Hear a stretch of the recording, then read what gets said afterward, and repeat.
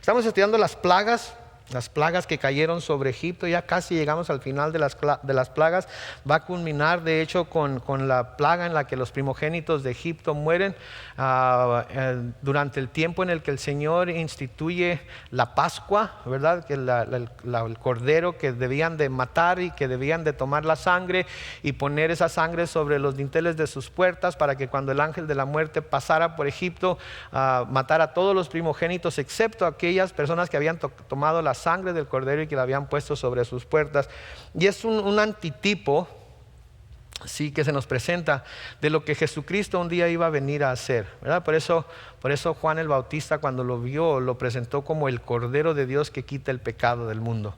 Él es nuestra Pascua, ¿sí? Cuando el Señor Jesucristo fue crucificado, fue sacrificado como el Cordero de Dios, y su sangre ahora impuesta a nosotros también nos libera de la muerte, ¿verdad? Pero lo vamos a ver más cuando lleguemos ahí. La semana pasada vimos la plaga del granizo, ¿verdad? Y vimos cómo el Señor una vez más advierte a Faraón que deje ir a su pueblo, que lo deje libre. El Señor quiere que su pueblo vaya al desierto y le sirva. Y sigue insistiendo con Faraón. Y le está diciendo, le advierte cada vez: mira, tienes que hacer esto, y si no lo haces, esto va a suceder. Y constantemente Faraón parece ser como que va finalmente a dar su brazo a torcer, y constantemente como que se arrepiente de obedecer a Dios y hace lo contrario a lo que Dios le dice, y sufre las consecuencias de su desobediencia, ¿verdad? El Señor le advirtió que iba a caer granizo como nunca se había visto en Egipto desde que Egipto fue nación, y que guardara su ganado y que guardara sus siervos y que los pusiera a salvo, porque iba a acabar con todo, ¿verdad? Se nos dice en el estudio de la semana pasada que algunos temieron la palabra del Señor y guardaron su ganado, lo metieron dentro de los graneros, lo cuidaron también a sus siervos. Pero muchos no temieron a la palabra del Señor y tuvieron que sufrir las consecuencias, ¿verdad? Y que claramente nos habla eso a nosotros acerca de si obedecer o no obedecer la palabra del Señor, ¿verdad? Cuando tenemos temor de la palabra de Dios, cuando nos damos cuenta que Dios es un Dios que cuando dice voy a hacer, Él lo va a cumplir, ¿verdad? Y tenemos temor de que lo que la palabra de Dios dice que va a suceder, suceda. Ese temor nos lleva a obedecer esa palabra. Ese temor nos lleva a ponerla por obra. Cuando tomamos la palabra de Dios a la ligera y no tememos lo que se nos está diciendo en ella, entonces normalmente Dios, por amor a nosotros mismos, por ese amor de Padre que tiene para con nosotros, usa las consecuencias que nos dijo que íbamos a tener para corregirnos, para disciplinarnos, para llevarnos de nuevo al camino que debemos estar. Tal como Dios se lo dijo a Faraón, el granizo cayó, pero también lo que dijo el Señor acerca de que a los judíos los iba a resguardar de esa granizal que cayó, también eso sucedió. Así que en todo Egipto empezó a caer este granizo como no se había visto antes, excepto en donde vivían los hebreos, que era en Gosén. Y cuando todo esto sucedió, ¿verdad?, el faraón mostró cierta apariencia de arrepentimiento, ¿sí? Mostró cierta apariencia de arrepentimiento, porque habló como alguien que había reconocido su error, habló como alguien que había reconocido que estaba luchando contra Dios, y habló como alguien que no quería seguir sufriendo las consecuencias de desobedecer a Dios. Hay personas que cuando están pasando por la prueba, cuando están pasando por la disciplina celestial, cuando están pasando por esas situaciones difíciles, ¿verdad?, inmediatamente buscan a Dios, y si sienten que han pecado en algo, si sienten que quizás lo que está sucediendo es a razón de algo que hicieron o dejaron de hacer, inmediatamente muestran cierto arrepentimiento. Pero muchas veces después de pasar por la prueba, lo que sucede es que se olvida ese arrepentimiento, porque no es un arrepentimiento verdadero, es un arrepentimiento de los labios para afuera. Si ustedes miran ahí en el versículo 27 de Éxodo 9, vemos lo que Faraón le dijo a Moisés después de que este granizo cayó sobre todo su pueblo. Dijo: entonces el Faraón mandó a llamar a Moisés y a Aarón y le dijo: esta vez he pecado. El Señor es justo y mi pueblo y yo somos impíos. Me imagino yo que si había alguien de su pueblo ahí cerca de él, le han de haber preguntado: ¿somos Kimosabi? ¿verdad? Okay. Somos nosotros no tenemos ninguna autoridad, ninguna habilidad para hacer lo que Dios quiere que hagas. Tú eres el que debes de usar esa autoridad para dejar al pueblo de Dios libre, porque Él es el que te está exigiendo a ti que lo dejes libre. Y noten lo que dice: esta vez he pecado. Reconoce que lo que está haciendo es pecado. Y luego dice: el Señor es justo. Reconoce que Dios es justo, que lo que está diciendo Dios que haga es lo justo. Y luego reconoce que tanto su pueblo como él son impíos o son malvados, son malos ante la justicia de Dios, ¿verdad? Parece ser un arrepentimiento sincero, parece ser un arrepentimiento que debería de causar de alguna manera que Dios ablandara su mano contra él, pero vamos a ver más adelante que no es así. Y aunque suena esto como las palabras perfectas de lo que debe ser el arrepentimiento de parte de Faraón, el verdadero arrepentimiento aún no había llegado a su corazón. El verdadero arrepentimiento aún no había llegado a su corazón. Faraón estaba apenado, por así decirlo. Faraón estaba doliéndose por las consecuencias del pecado que estaba cometiendo al rebelarse contra Dios, pero no estaba arrepentido del pecado que había cometido. Sí, son dos cosas muy diferentes. ¿Sí? Vamos a suponer, por ejemplo, yo asalto un banco y guardo el dinero por ahí en algún lugar y me espero un tiempo, y cuando pasa el tiempo, cuando la policía deja de buscar a los asaltantes, ¿verdad? Empiezo a sacar el dinero y lo empiezo a gastar por aquí, por allá, por más allá, ¿verdad? Y alguien se da cuenta que de repente yo, que no tenía ni dónde caerme muerto, ando gastando aquí por allá, y ando comprando carros, y ando comprando todo tipo de cosas. Y quizás alguien dice: oye, este camarada, ¿de dónde sacó tanto dinero? Y luego de repente alguien que ve estoy gastando billetes grandes, y alguien mira los números de serie y la policía da una lista de los números de serie de los billetes para que los estén a las vivas y estén cuidando. Alguien reporta que yo le di uno de esos billetes y la policía me agarra. Y se acaba mi fortuna. Disculpen que esté haciendo esto, pero es que ya es el tiempo de alergias. Y no me tomé mi Claritin ahora, así es que me anda dando alergia.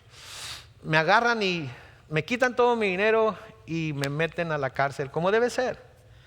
Y en la cárcel estoy: ay, Señor, perdóname, Señor, perdóname, sácame de la cárcel, por favor, Señor, perdóname, sácame de la cárcel. ¿Sí? De lo que estoy arrepentido, de lo que me está haciendo sentirme triste, lo que me está haciendo pedir perdón, es el hecho de que estoy ¿qué?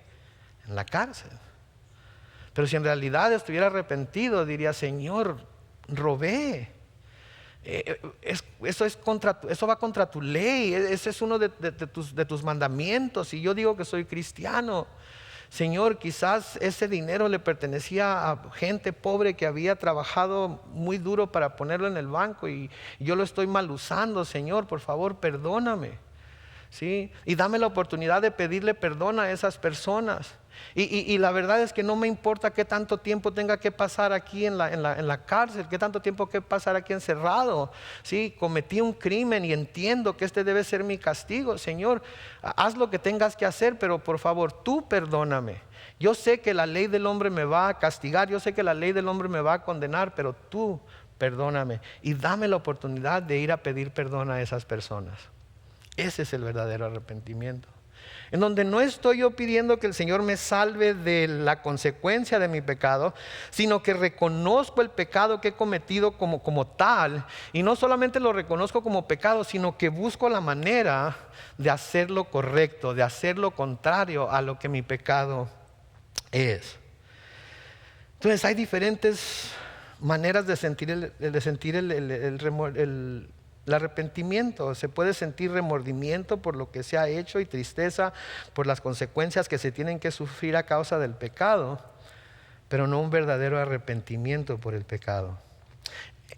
El verdadero arrepentimiento, cuando hay un verdadero arrepentimiento en el corazón del hombre, de la persona, ese arrepentimiento lleva a un cambio radical de corazón, de manera de pensar, de manera de actuar. Sí, el arrepentimiento verdadero nos lleva a hacer un cambio radical en nuestra vida. En el sentido de que si nosotros íbamos hacia la izquierda, ¿verdad?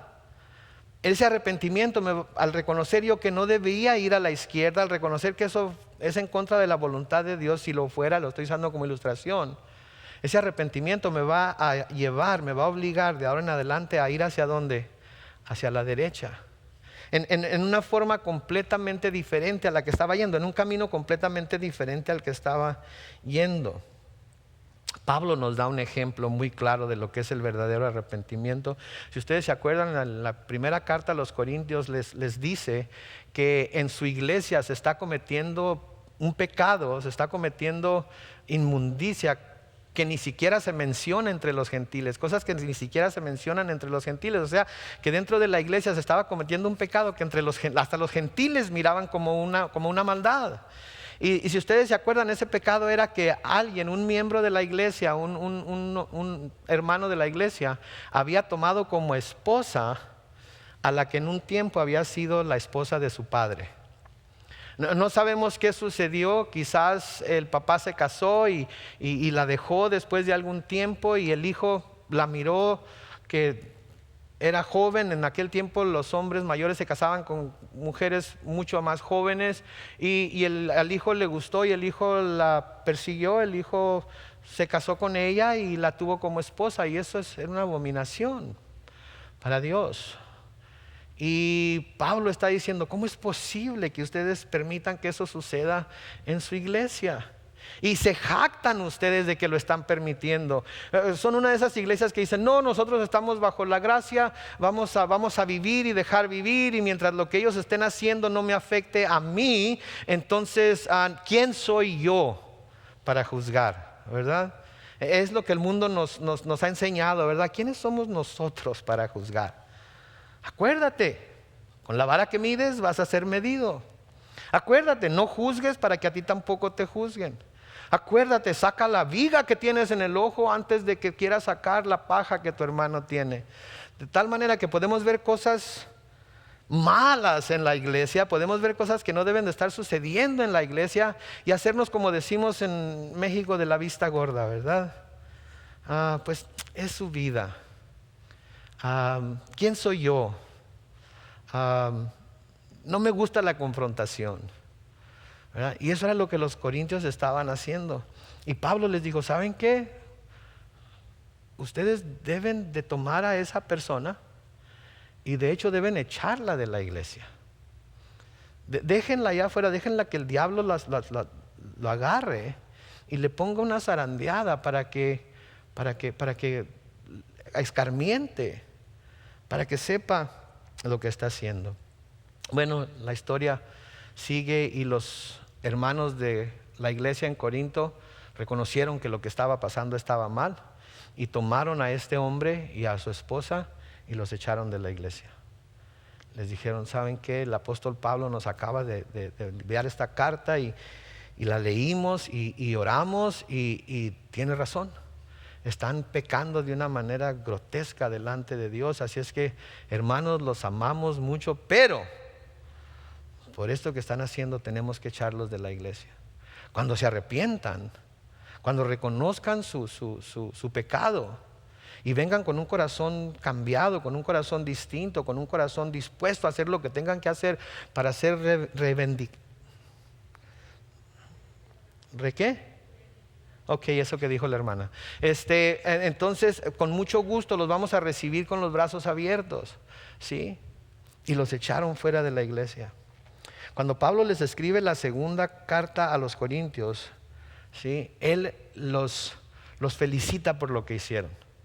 Los felicita por lo que hicieron y nos da una imagen de lo que se parece el verdadero arrepentimiento. En 2 de Corintios capítulo 7, comenzando con el versículo 8, noten lo que Pablo les escribe a los corintios. Ciertamente, mi carta fue para ustedes motivo de tristeza. Y entonces lamenté haberla escrita porque vi que por algún tiempo ella los entristeció. Pero ahora no lo lamento, sino que me alegro. Y no porque ustedes se hayan entristecido, sino porque esa tristeza, noten lo que dice aquí, los llevó al arrepentimiento. Ustedes fueron entristecidos conforme a la voluntad de Dios, de modo que en nada fueron perjudicados por parte de nosotros. La tristeza, dice el versículo 10, que proviene de Dios produce arrepentimiento para salvación, y de esta no hay que arrepentirse. En otras palabras, cuando nos arrepentimos y recibimos la salvación, no nos debemos arrepentir de habernos arrepentido, porque sabemos que por el arrepentimiento verdadero viene la salvación. Pero la tristeza que proviene del mundo produce muerte. Versículo 11, noten lo que dice. Fíjense, esta tristeza que provino de Dios produjo en ustedes preocupación, el deseo de disculparse, indignación, temor, vehemencia, celo y deseos de hacer justicia. Es evidente que en este asunto ustedes no tuvieron culpa. Noten lo que les está diciendo Pablo aquí a los corintios. Les dice que esa tristeza que ellos sintieron cuando recibieron la carta de Pablo diciéndoles que lo que estaban haciendo era mal y que no deberían de aceptarlo, produjo tristeza en ellos. Produjo tal tristeza porque Pablo los estaba reprendiendo por lo que estaban haciendo, que eso trajo a su corazón un deseo de disculparse tremendo. La palabra que se usa en griego ahí es la palabra apología. Y lo que quiere decir es que hubo quienes inmediatamente reconocieron que lo que estaban permitiendo era maldad y pusieron en práctica la recomendación de Pablo para solucionar el problema. Y noten cómo produjo en ellos el deseo de pedir disculpas por lo que estaba pasando. Me imagino yo que han de haber escrito a Pablo y han de haber dicho: Pablo, perdónanos por favor, Pablo, por favor, discúlpanos, Pablo, por favor, vamos a tomar cartas en el asunto, Pablo, estamos dispuestos a hacer lo que tú quieras que nosotros hagamos para que esta tacha, por así decirlo, sea quitada de nuestra iglesia. ¿Sí? Noten que dice: qué indignación. Lo que quiere decir indignación es enojo, ira, enfado contra lo que estaba sucediendo. En otras palabras, miraron que lo que estaba sucediendo era malo delante de Dios y lo miraron por lo que era, y hubo en ellos una ira, un enojo justo contra lo que estaba sucediendo. ¿Sí? Es como si, por ejemplo, ustedes descubrieran que yo estoy siéndole infiel a mi esposa. ¿Qué iban a decir? Ay, el pastor, cayó, pero es humano. A lo mejor no, ¿verdad? Esa mujer se le insinuó y cuando menos pensó, eso es lo que iban a pensar. Me corto el cuello. Si no empiezan a pensar, pero ¿cómo es posible? ¿Cómo pudo ser? Tan acá que lo teníamos. Con aquel amor que le hablaba, le decía baby, le decía mi amor, y le hablaba de lo hermosa que estaba, y mira nomás, era un hipócrita, ¿verdad? Eso es lo que causó en ellos. Hubo un enojo, una ira justa por lo que había sucedido. ¿Sí? Noten que dice qué temor. Y de nuevo, la palabra es fuerte porque la palabra en griego es phobo, de donde tenemos la palabra fobia. Les dio un temor tremendo de haber ofendido a Dios con el comportamiento mostrado y haber hecho daño a la causa de Cristo. Tuvieron temor. Pero ¿cómo es posible que hayamos estado soportando esto? ¿Cómo es posible que lo hayamos estado aceptando? ¿Cómo es posible que no hayamos dicho nada? ¿Cómo es posible que nos hayamos quedado con los brazos cruzados? ¿Cómo es posible que lo hayamos estado viendo por tanto tiempo y ninguno de nosotros tuvo el valor para señalarlo, para decir que eso estaba mal? Eso es lo que quiere decir. Y luego habla también de vehemencia. Vehemencia quiere decir ardiente y lleno de pasión. Celo y deseo de hacer justicia. No de ajusticiar al ofensor, sino de hacer lo correcto delante de Dios.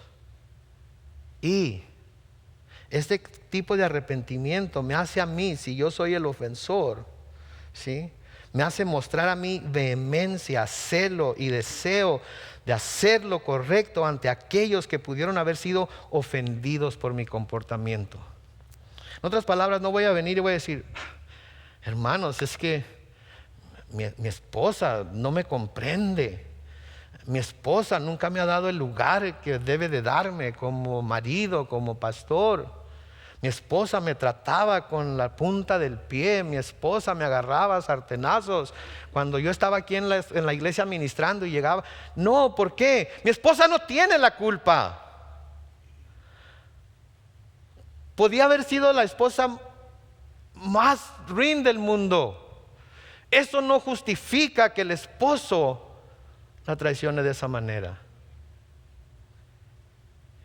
Y si eso sucediera, esperaría que ustedes me agarraran y me dijeran: ¿cómo es posible, Pastor Carlos?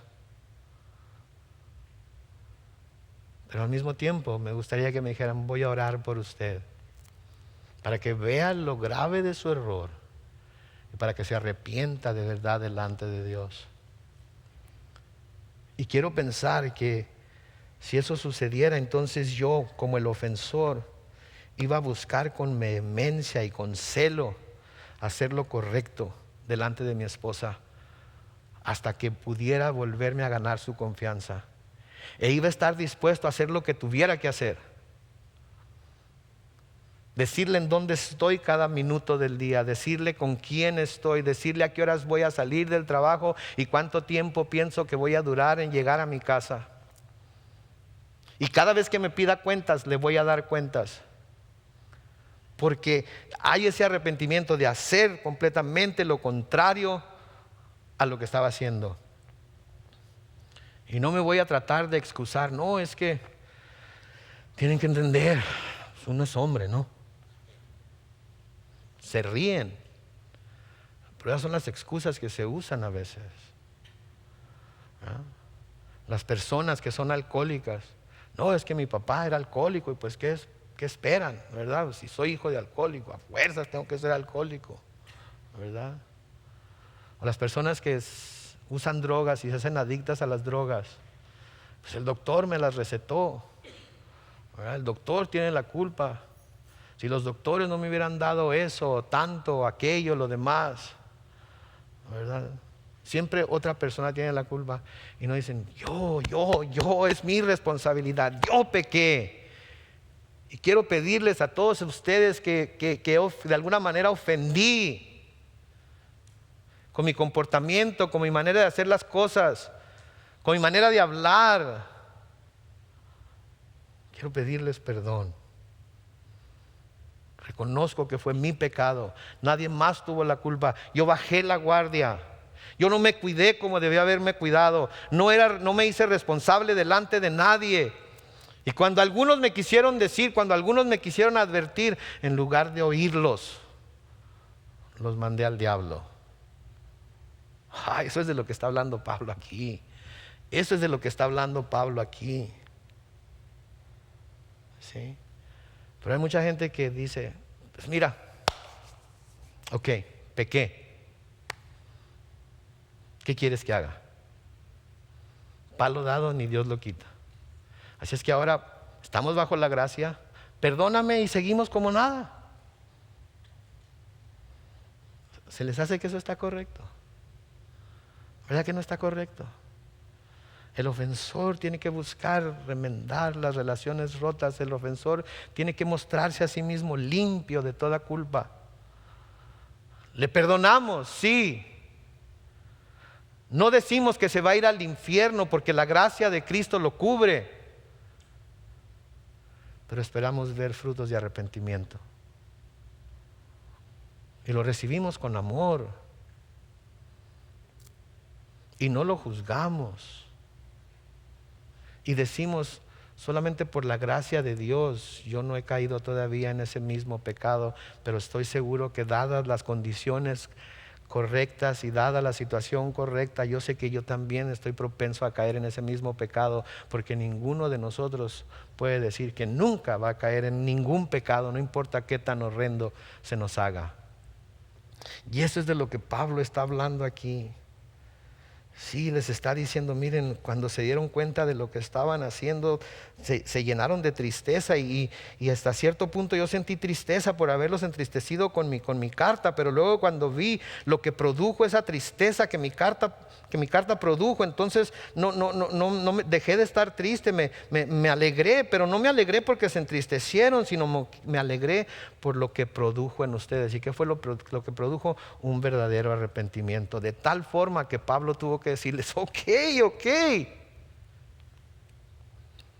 lo entiendo, lo veo, lo entiendo, lo veo, ya. No me tienes que seguir pidiendo perdón, ya no me tienen que seguir escribiendo, ya sé que hicieron lo correcto. Eso es lo que se busca, sí. Otro ejemplo muy bueno del verdadero arrepentimiento es David. ¿Se acuerdan de David cuando todos los reyes iban a la guerra y él se quedó en el palacio y se subió a la azotea y andaba venadeando a ver qué miraba, ¿verdad? Y miró a Betsabé bañándose en el patio de su casa y vio que era hermosa y le preguntó a sus guardias, ¿quién es esa mujer? Se llama Betsabé, es la esposa de Urías, uno de tus hombres valerosos que están en la guerra ahorita. Y les dijo, tráiganmela. Y se la trajeron y tuvo relaciones con ella y se embarazó, y luego para tratar de cubrir su pecado mandó traer al esposo del campo de batalla y lo emborrachó y le dijo, ve, acuéstate con tu esposa. Y este hombre era un hombre de honor y dijo, ¿cómo es posible que mis hombres estando allá en el campo de batalla yo me vaya a disfrutar de mi casa, de mi cama y de mi esposa? No, aquí me voy a quedar. Y se quedó en el porche del rey, y el rey lo volvió a emborrachar y lo mandó otra vez, pero porque este hombre era un hombre de honor no lo hizo. Y cuando finalmente vio que no lo iba a hacer caer de esa manera, lo mandó de nuevo al campo de batalla con una carta en su misma mano. Puso una carta para el general que le decía, pon a Urías al frente de la batalla, y cuando esté en lo más recio de la batalla, retira a todos tus hombres para que muera. Y el general dijo, pues es el mandamiento, es el mandato del rey, lo tengo que obedecer, es el rey. Y es lo que pasa cuando ponemos el mandamiento de un hombre por encima de las instrucciones del rey. Y murió Urías, y David tomó a Betsabé como esposa, y el bebé que iba a nacer de ella murió. Pero cuando fue descubierto el pecado de David, David no dijo, Señor, ¿quién le dijo a esta mujer que se anduviera bañando allá afuera en el patio? Digo, ¿en qué cabeza cabe? ¿Alguien la va a ver? ¿Va a ver que está joven? ¿Va a ver que está hermosa? ¿Y qué voy a hacer yo? Soy un judío de hueso colorado, tengo sangre en las venas. Eso no fue lo que dijo David cuando fue confrontado con su pecado. Lean conmigo Salmo 51, versículos 1 al 13. Dios mío, por tu gran misericordia, ten piedad de mí. Por tu infinita bondad, borra mis rebeliones. Lávame más y más de mi maldad, límpiame de mi pecado. Reconozco que he sido rebelde, mi pecado está siempre ante mis ojos. Contra ti, solo contra ti he pecado, ante tus propios ojos he hecho lo malo. Esto justifica plenamente tu sentencia y demuestra que tu juicio es impecable. Lo que está diciendo aquí David es, haz conmigo lo que quieras hacer, porque reconozco que el pecado que he cometido te ha ofendido a ti más que a cualquier persona. Te ha ofendido a ti más que a cualquier persona.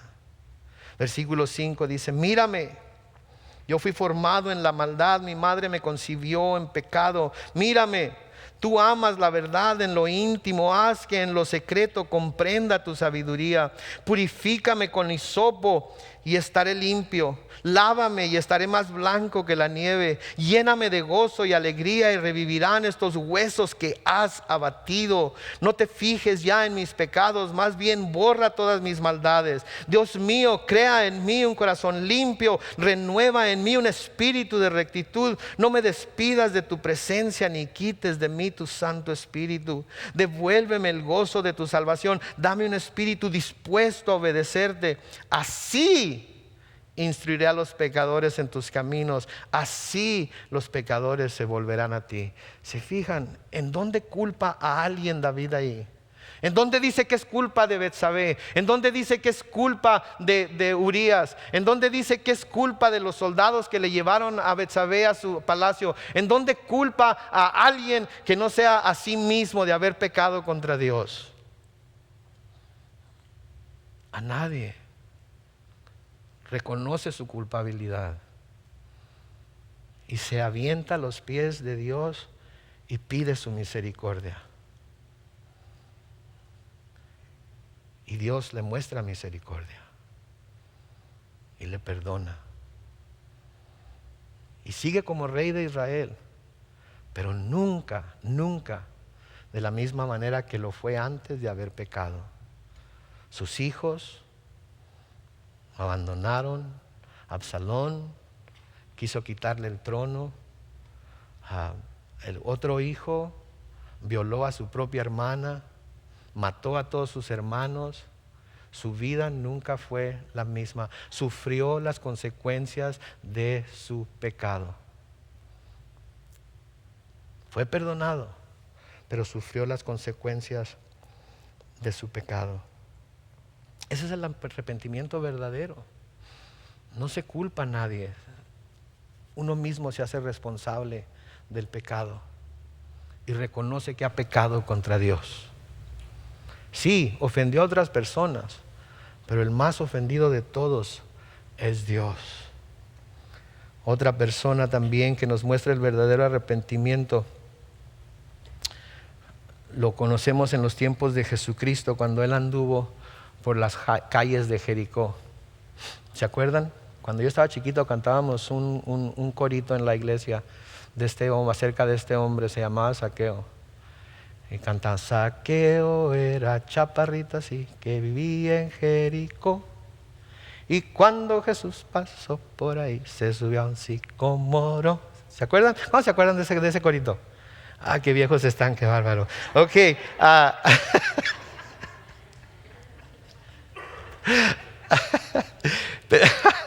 Tenemos el relato de esta historia en Lucas capítulo 19, léanlo conmigo, comenzando con el versículo 1. Dice que Jesús entró en Jericó y comenzó a cruzar la ciudad. Y mientras caminaba, un hombre rico llamado Zaqueo, que era jefe de los cobradores de impuestos, trataba de ver quién era Jesús, pero por causa de la multitud no podía hacerlo, pues era de baja estatura, o sea que era chaparrito, curiosito, así como el pastor Carlos, ¿verdad?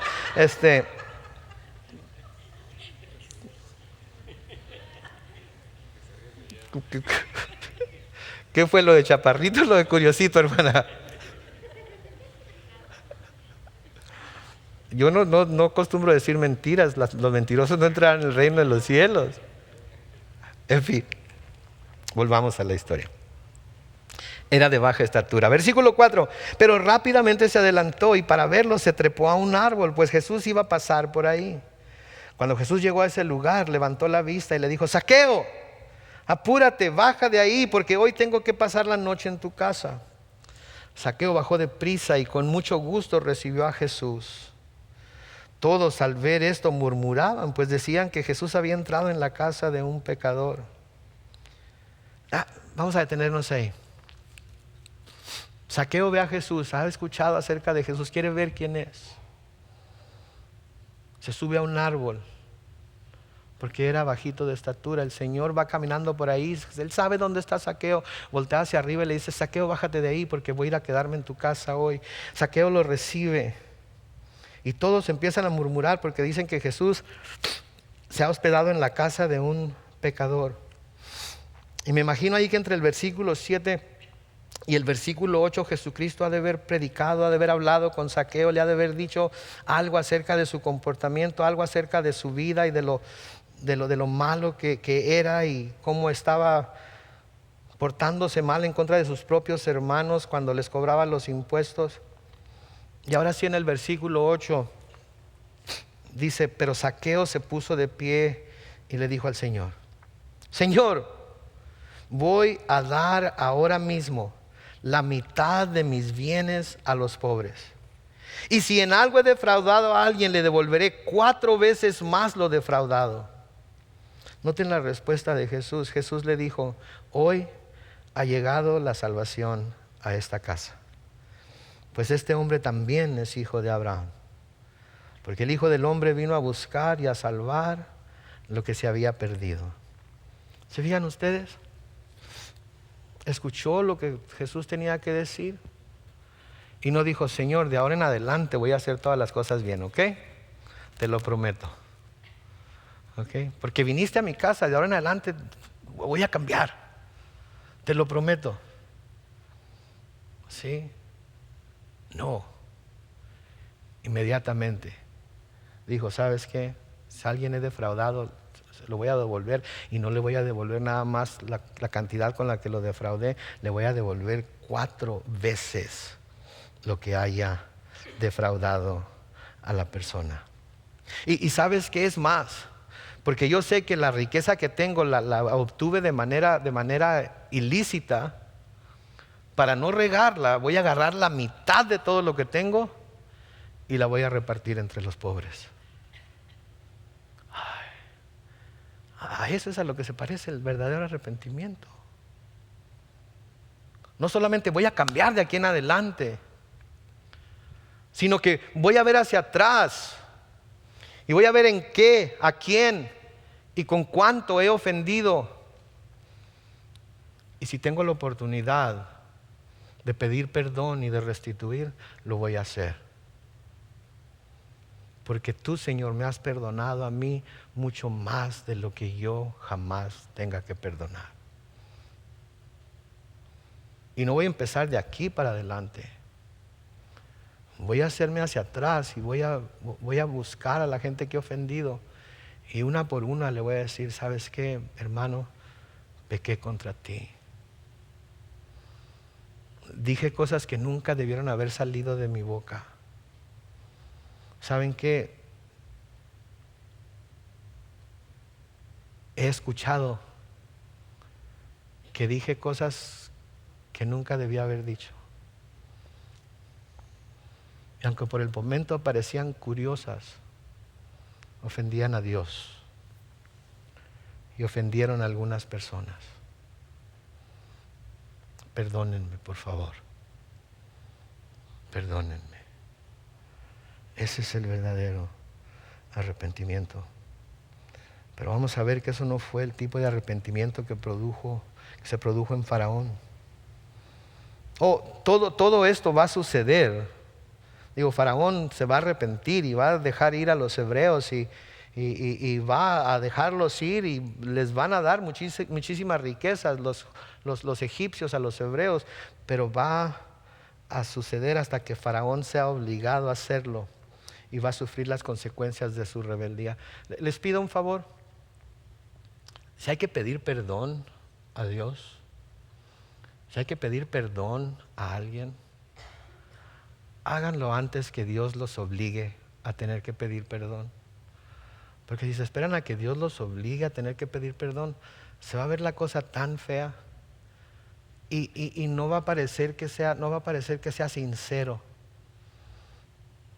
Si lo van a hacer porque van a perder algo, si lo van a hacer porque tienen que, si no van a sufrir una consecuencia más fea de la que ya sufrieron, entonces el perdón que se está buscando no viene del corazón. Lo estamos haciendo como Esaú cuando vendió su primogenitura, ¿verdad? Se nos dice en Hebreos 11 que después se arrepintió de haberlo hecho.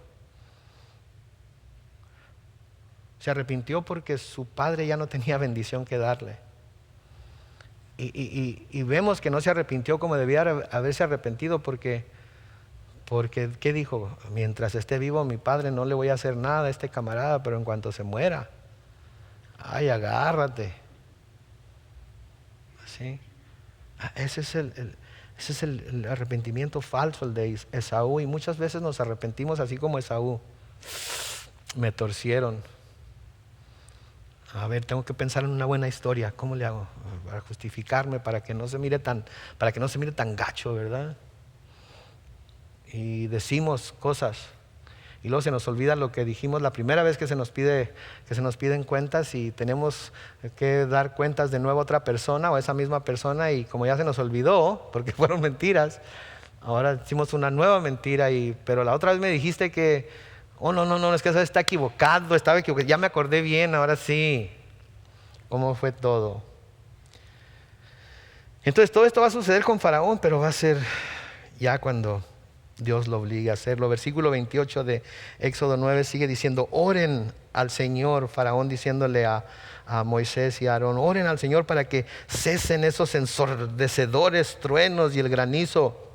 No voy a seguir deteniéndolos, voy a dejarlos ir. Versículo 29, Moisés le respondió: tan pronto como yo salga de la ciudad, extenderé mis manos al Señor y los truenos cesarán y no habrá más granizo. Así sabrás que la tierra es del Señor. En otras palabras, Él ha hecho que todo lo que te ha dicho que va a hacer suceda. Así como te dijo que esto iba a suceder, así sucedió también. Sin embargo, el hecho de que haya sucedido todo lo que te ha advertido que va a suceder no ha todavía hecho que tu actitud cambie hacia Dios y a lo que claramente es su voluntad. Y eso me dice que aunque ahorita estás pidiendo que oremos por ti y estás reconociendo tu pecado, eso me dice que tu corazón rebelde y endurecido seguirá de la misma manera contra Dios. Versículo 30. Moisés le dice: aunque yo sé que ni tú ni tus siervos tendrán todavía temor de la presencia de Dios el Señor. Como la cebada estaba ya espigada y el lino estaba en caña, tanto este como aquella quedaron destrozados. Pero el trigo y el centeno no fueron destrozados porque son productos tardíos. ¿Saben lo que podemos ver aquí una vez más? Lo que podemos ver aquí es que el propósito de Dios al enviar estas plagas a Faraón no era con el propósito de destruirlo, era con el propósito de que Faraón se ablandara y respondiera positivamente a lo que Dios le estaba diciendo.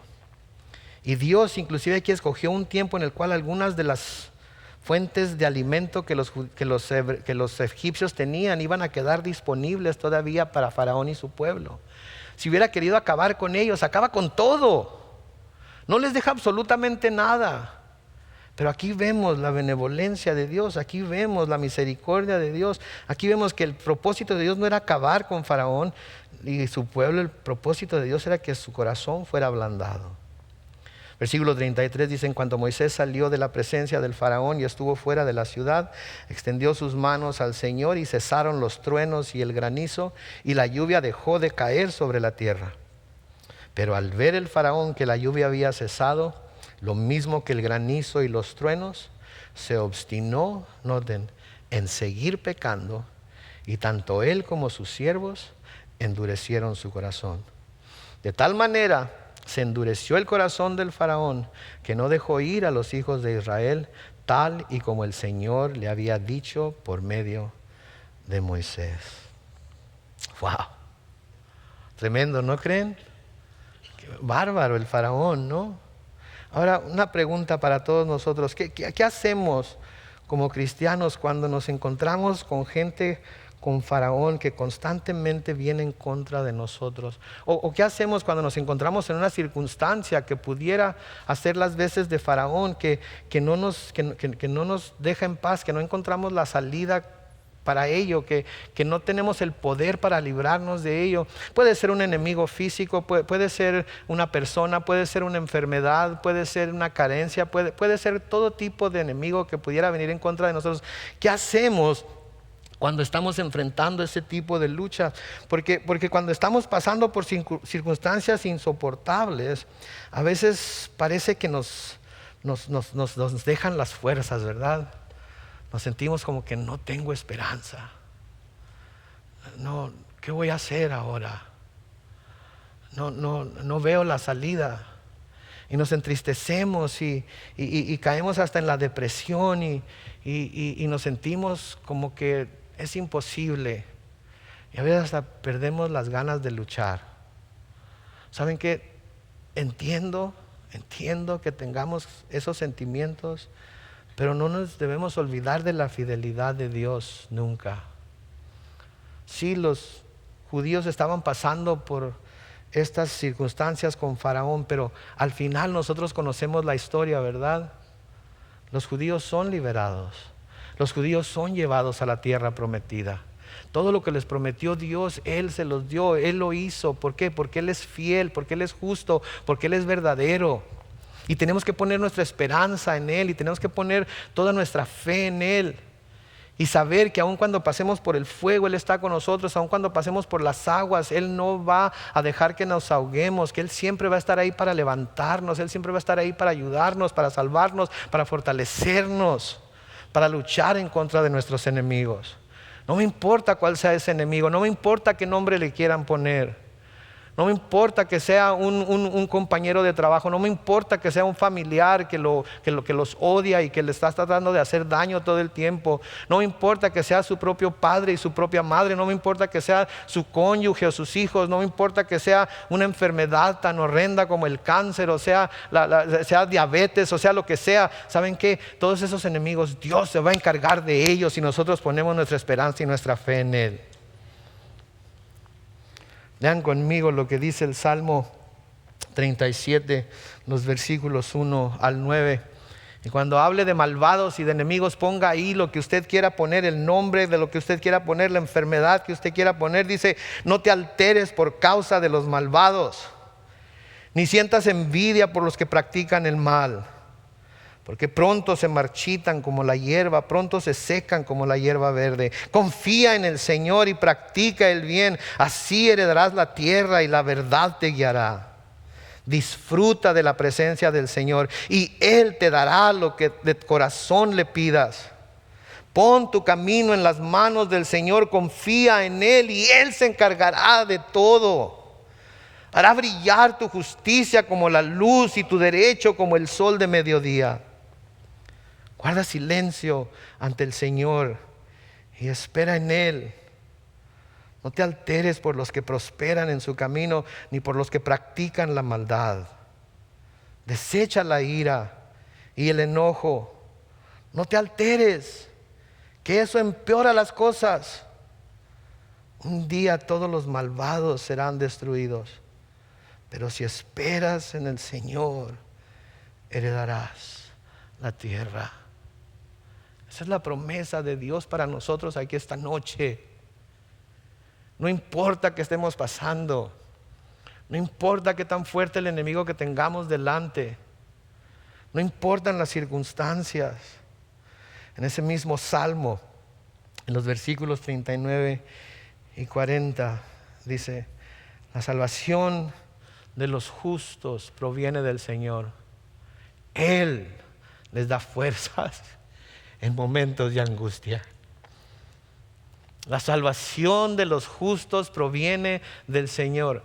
Él, digan Él, digan Él, me da fuerzas en momentos de angustia. El Señor los ayuda, dice el versículo 40, y los pone a salvo. Los libra y los pone a salvo de los impíos. ¿Por qué? Porque ellos pusieron en Él su esperanza. ¿Por qué? Porque ellos pusieron en Él su esperanza. Déjeme preguntarle, ¿en dónde está su esperanza esta noche? No importa cuál sea su enemigo hoy. No importa qué tan difícil parezca la lucha. No importa qué tan grande se vea el monte. No importa que las aguas por las que quiere pasar no se partan delante de usted para que pase sobre tierra seca. No importa que ya haya estado clamando a Dios por algún tiempo y no escucha su voz. no importa. Ponga en Él su esperanza. Confíe en Él. Silencio delante de Dios. Crea en Él y Él le dará los deseos de su corazón. Amén.